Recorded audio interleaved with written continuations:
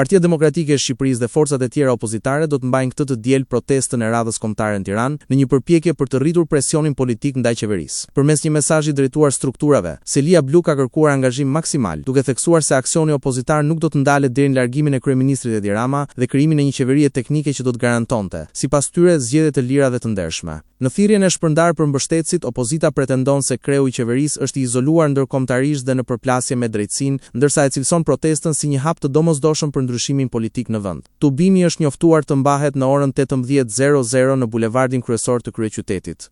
Protestat e mëparshme të opozitës janë shoqëruar me tensione dhe përplasje me forcat e rendit. Në disa raste janë raportuar hedhje molotovësh dhe fishek zjarrësh drejt institucioneve, ndërsa policia ka reaguar me gaz lotësjellës dhe ujë me presion për shpërndarjen e turmës. Opozita vijon të akuzojë qeverinë për manipulim të zgjedhjeve, lidhje me grupe kriminale dhe korrupsion të lartë, akuza që janë hedhur poshtë nga mazhoranca. Protesta e fundit u zhvillua më 12 mars para kuvendit, në një kohë kur u rrëzua kërkesa e SPAK për arrestimin e zëvendës kryeministres Belinda Balluku.